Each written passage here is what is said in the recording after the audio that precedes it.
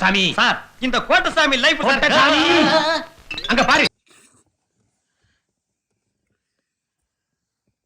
ரெடியா? ஓ அது இளன் இயக்கத்துல கவின் நடிப்புல வெளிவந்த ஸ்டார் அப்படின்ற படம். இந்த படத்துடைய ட்ரெய்லர் பார்த்த எல்லாருமே இந்த படம் கண்டிப்பா ஹிட் ஆகிற ஒரு மெட்டீரியல், அவ்வளவு தூரத்துக்கு சொல்லிட்டா ஒரு ப்ராமிசிங்கான ஒரு ட்ரெய்லர் இருக்குன்னு சொல்லி சொன்னீங்க. அதை நம்பி ஒரு 4 பேரோட சேர்ந்து இந்த 4 பேரோட சேர்ந்து 4 3 7 பேரா இருந்து இந்த படத்தை பார்க்க தியேட்டருக்கு வந்தாக்கள் தான் நாங்களும். ஸோ அதாவது ஒரு நடுத்தர குடும்பத்தில் பிறந்து வளர்ந்த ஒருத்தன் சினிமா நடிகராக ஆசைப்பட்டு அவன் அந்த லட்சிய பாதையில போறான். அதுல வர்ற பிரச்சனைகள் தான் படத்தோட கதை அப்படின்னு நினைச்சிட்டு வந்தேன்.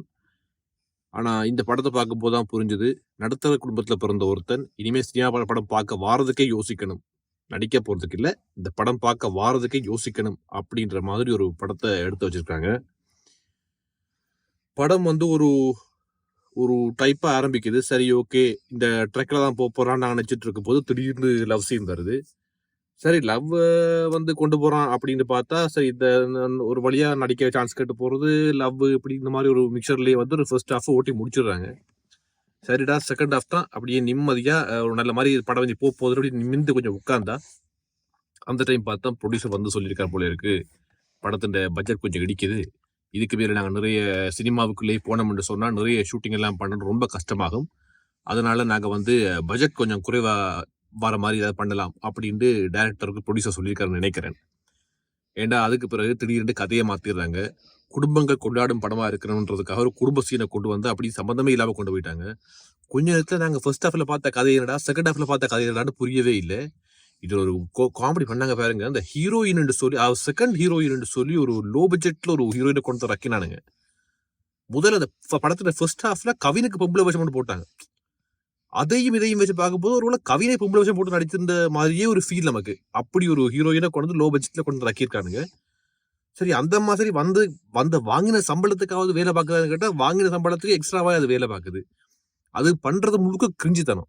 இதுல என்ன காமெடின்னு கேட்டா, இந்த வாட்ஸ்அப்ல ஃபார்வர்ட் மெசேஜ் எல்லாம் வருமே, இப்போ ஒரு 2 வருஷம் முன்னால இந்த வாட்ஸ்அப்ல வர ஃபார்வர்ட் மெசேஜ் எல்லாத்தையுமே சேர்த்து நமக்கு டான் அப்படின்ற படம் கொண்ட சிவகார்த்தியை கொடுத்திருந்தார். இவர் அதே ஸ்டைல்ல இவரு கொஞ்சம் வாட்ஸ்அப்ல கொஞ்சம் ஃபார்வர்டு மெசேஜ்ல சேர்த்து வச்சு இங்க ஒரு படத்தை தள்ளியிருக்காங்கன்னு நினைக்கிறேன். அவ்வளவு தூரத்துக்கு ரொம்பவே எங்கெங்க போகுதுன்னு தெரியாது. முதல் ஹாஃபுக்கும் செகண்ட் ஹாஃபுக்கும் சம்பந்தமே இல்லை. கிட்டத்தட்ட கவின் தன்னை அந்த படத்துல பாத்தீங்கன்னா நிறைய பேருக்கு தன்னை ஆடிஷன் பண்றதுக்கு தன்னை ஒரு ஆக்டிங் சீன்ஸ் எல்லாம் கொடுத்த மாதிரி சில இதில் வச்சிருப்பாங்க. என்ன கேட்டா, கவின் இன்னும் தனக்கு சினிமா சான்ஸ் வேணும்ன்றதுக்காக ஆடிஷன் பண்ற பஞ்சியில இது ஒரு படமாவே எடுத்து ஒவ்வொரு ஷார்ட்டும் ட்ரை பண்ணி ஒவ்வொரு காஸ்டியூம் ஒவ்வொரு ஸ்டைல ட்ரை பண்ணி எல்லா கெட்டப்பும் போட்டு ஆடிஷன் பண்ண கொடுக்கறதுக்காகவே எடுக்கப்பட்ட ஒரு வீடியோ கிளிப்பை தான் இவங்க ஸ்டார் அப்படின்ற பேரோட நமக்கு கொடுத்துருக்காங்க. ஹரிஷ் கல்யாண் இந்த படத்துல எல்லாம் முதல் நடிக்க இருந்து பிறகு விலகினதாக அதுக்கு பிறகுதான் கவின் வந்தா சொல்றாங்க. என்ன கேட்டா அந்த விலகி இருக்க வாய்ப்பு இல்லை, தப்பிச்சு ஓடி இருக்கான். கவின் மாட்டினானா இல்ல கவின்கிட்ட நாங்க மாட்டினோமான்னு தெரியாது. பட் மறந்து தியேட்டர் பக்கம் வந்துடாதீங்க. ஓடிடிலயோ இல்ல டொரண்ட்லயோ வருங்காலத்துல ரிலீஸ் ஆச்சுண்டா அதுல ஏதாவது சின்ன சின்ன கிளிப்ஸா எடுத்து ஏதாவது பார்த்துட்டு அதுல ஏதாவது வாட்ஸ்அப் மெசேஜ் இல்ல ஃபேஸ்புக் போஸ்ட் போட்டு தேர்த்துங்க. ஆனா தியேட்டர்ல ஒரு படமா மட்டும் பார்க்க வந்துடாதீங்க. உங்க நல்லதுக்காக சொல்றோம். நன்றி. அபு கா ஹுக்கும் திறந்திடு சீசே.